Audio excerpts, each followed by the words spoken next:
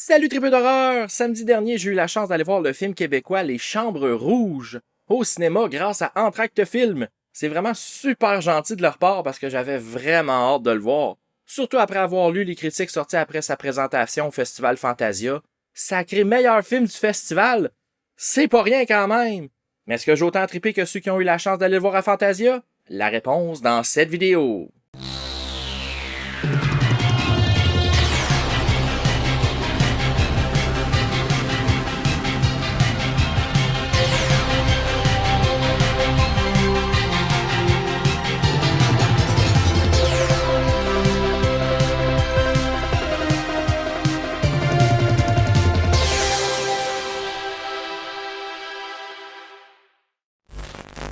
Je dois commencer en vous avouant que je suis pas le plus grand fan des films québécois. On est capable de faire du très bon cinéma, mais trop souvent, je trouve qu'on se concentre dans les comédies pis dans les drames, même si pourtant on est capable de faire des Christy de bons thrillers puis des films d'horreur qui réussissent à se démarquer.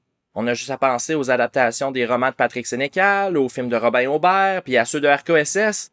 C'est du fucking bon stock, ça là. C'est pour ça que mes attentes pour Les Chambres Rouges étaient quand même assez hautes. Hey, il y a un thriller horrifique qui parle des Red Rooms, ces fameux sites internet qu'on retrouve supposément sur le dark web où on peut payer pour voir du monde être torturé puis tué. Ça avait quoi piquer ma curiosité. Écrit et réalisé par Pascal Plante, le film met en vedette Juliette Garriépi, Laurie Babin, Elisabeth Loca puis Maxwell McCabe-Locos. Oui, il y a d'autres acteurs, mais c'est pas mal ceux-là qu'on voit le plus. Dans Les Chambres Rouges, on suit Kellyanne, une modèle qui est obsédée par le cas de Ludovic Chevalier, un homme accusé du meurtre de 3 adolescentes qui auraient filmé puis diffusé sur le dark web. Le procès très médiatisé de celui qu'on a surnommé le démon de Rosemont commence à Montréal puis Kellyanne le suit de très près. Un peu trop même. Entre ses contrats de mannequinat, ses parties de poker en ligne puis ses talents d'enquêtrice amateur, est-ce que son obsession va avoir raison de sa santé mentale? À vous de le découvrir. Par où commencer? Eh bien, disons qu'il y a beaucoup d'éléments que j'ai appréciés, mais il y en a aussi pas mal qui m'ont turné off. Donc, loin de moi l'idée de vouloir chier sur un film de chez nous, mais j'ai malheureusement pas autant trippé que je l'aurais souhaité. Tout d'abord, bravo à Pascal Plante d'avoir réussi à écrire un film où l'Internet est quand même très bien représenté. C'est pas un film de la fin des années 90 ou du début des années 2000 où l'Internet c'est encore quelque chose de nouveau qu'on connaissait pas tant que ça. On est loin de Fear.com ou de Strangeland de Dee Snider. J'ai trouvé que le côté sombre de l'Internet, le dark web, était très bien expliqué, puis j'ai trouvé la façon dont c'était présenté vraiment réaliste. C'était pas exagéré, puis c'était pas ridicule. Ensuite, un autre point que j'ai aimé, c'est la réalisation puis la direction photo.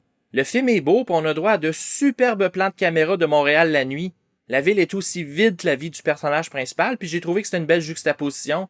Sinon, on a aussi droit à quelques plans séquences, puis wow! Sont vraiment longs, puis ça a dû être toute une job de coordonner ça. Sérieux, chapeau. L'acting aussi était sa coche. Juliette Garriépi qui joue Kellyanne est hyper bonne dans son rôle de fille tellement renfermée sur elle-même qu'elle en devient presque hermétique.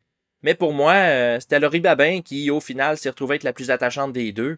Parce qu'on en sait tellement peu sur Kellyanne que j'avais de la difficulté à pas m'en calisser. Tu sais, des personnages qu'on connaît à peine à l'éthique douteuse, ça peut fonctionner. On a juste à penser au personnage de Jake Gyllenhaal dans Nightcrawler de Dan Gilroy. Il est tellement détestable pis ses actions sont tellement répréhensibles. Mais au moins, il est divertissant, lui. Kellyanne, elle est juste là. Tout ce qu'on sait d'elle, c'est qu'elle est mannequin, qu'elle joue au poker en ligne, qu'elle est bonne avec la technologie puis l'Internet, puis qu'elle est obsédée par le démon de Rosemont. That's it. On n'a aucune idée de ses motivations, puis honnêtement, ça m'a fait chier. C'est pour ça que je dis que j'ai plus apprécié le personnage de Clémentine joué par Laurie Babin. Oui, elle était fatigante au début, mais au moins, elle dégageait quelque chose, elle avait une énergie, puis on savait pourquoi qu'elle était là, elle. Sinon, toujours côté acting, il y a une autre chose qui m'a fait un peu décrocher, mais ça, c'est de ma faute, c'est vraiment pas celle du film. C'est parce que l'acteur qui joue l'avocat de l'accusé, Pierre Chagnon, qui est un très bon acteur, by the way, fait aussi la voix de Stan dans la version québécoise de American Dad. Donc, quand il se mettait à parler, j'entendais juste Stan, puis ça m'a vraiment sorti du film. Mais comme je dis, c'est juste moi qui étais blâmé pour ça. Ça m'apprendra à regarder mes cartoons en version doublée. J'apprécie le fait qu'il nous ait donné une salle à manger privée. Ouais, mais pourquoi est-ce que le maître d'hôtel m'a rasé le paquet? On est dans un restaurant italien. Ah! Pour ce qui est de l'histoire, elle est vraiment intéressante, mais j'ai trouvé qu'il manquait quelque chose. À cause du personnage de Kellyanne, je me suis pas senti autant investi que j'aurais dû puis que j'aurais aimé l'être. Mais au moins, je me suis jamais emmerdé même si le film est assez lent. Il a vraiment réussi à piquer ma curiosité, puis je voulais savoir où ça s'en allait. Sauf qu'après 2 heures de lenteur teintée de stress, je m'attendais vraiment à une fin coup de poing. Je m'attendais à ce qu'il se passe quelque chose qui serait venu justifier tout le temps que je venais d'investir dans cette histoire sordide, mais non. La fin m'a vraiment laissé sur ma faim. Ça m'a juste fait dire « Ah, ok. » Ça finit de même, I guess. Avoir eu une finale différente, une un peu plus explosive, ça aurait peut-être réduit le réalisme du film, mais au moins ça l'aurait rendu plus intéressant à mes yeux. Il y a beaucoup trop de questions qui demeurent sans réponse, puis pour moi, c'est ça ma grosse déception. Puis le manque de gore a aucun rapport avec ma déception. J'ai vraiment aimé que toute la violence soit suggérée puis que les actes atroces soient décrits plutôt que d'être montrés. D'ailleurs, le montage sonore est époustouflant. Les sons de chair mutilée donnent vraiment froid dans le dos.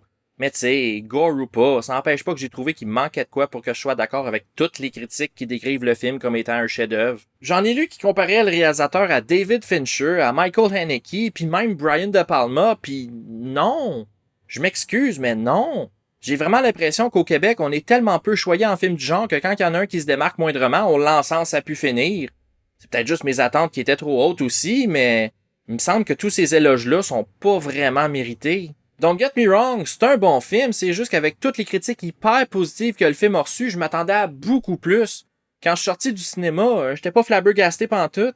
Même que la première chose qui m'est venue en tête, c'est que c'est un film que je vais probablement avoir oublié d'ici la semaine prochaine. Je le sais que c'est plate de dire ça, puis je le sais que je suis un peu la voix discordante dans la marée de critiques élogieuses. Mais c'est vraiment comme ça que je me suis senti. Tu sais, même la musique, je l'ai trouvée ordinaire. J'ai trouvé que quand il y avait de la guitare, ça avait plus ou moins sa place, puis il me semble que j'aurais pris une soundtrack encore plus synthétisée, beaucoup plus froide pour matcher le thème de la technologie puis le personnage de Kellyanne. C'est pas une mauvaise bande sonore, là. C'en est juste une qui, selon moi, se mariait pas assez bien avec le film pis son ton. Puis là, je le sais que j'ai l'air de pas mal bâcher les Chambres Rouges, mais je vous dis pas de pas aller le voir puis de vous en tenir loin pour autant.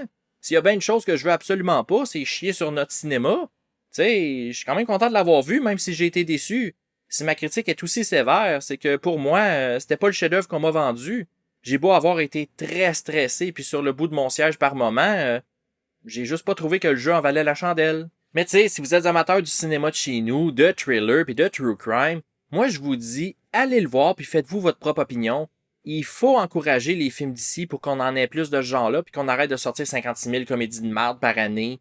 Faut montrer qu'il y a un public pour ce type de film-là, puis c'est pour ça que je vous dis, allez voir les Chambres Rouges au cinéma. C'est pas parce que moi j'ai pas trippé que ça va être le cas aussi pour vous. En terminant, n'oubliez pas de donner de l'amour à mes amis et partenaires qui sont affichés présentement à l'écran. C'est vraiment du bon monde, puis ils travaillent tous fort pour vous divertir, vous informer et vous offrir du contenu de qualité. Aussi, un gros merci à mes tripeux ultimes et merci aux autres membres Patreon qui aident à financer ce merveilleux projet. Sans vous, je serais pas rendu aussi bien équipé. Et comme d'habitude, si vous avez aimé ma vidéo, pensez à y laisser un petit thumbs up, ça aide beaucoup. Laissez-moi savoir en commentaire si vous avez l'intention d'aller voir les Chambres Rouges en salle, puis si vous y êtes déjà allé, écrivez-moi ce que vous en avez pensé. Et finalement, n'oubliez pas de vous abonner afin de ne rien manquer sur Horreur FM. À la prochaine les tripeux.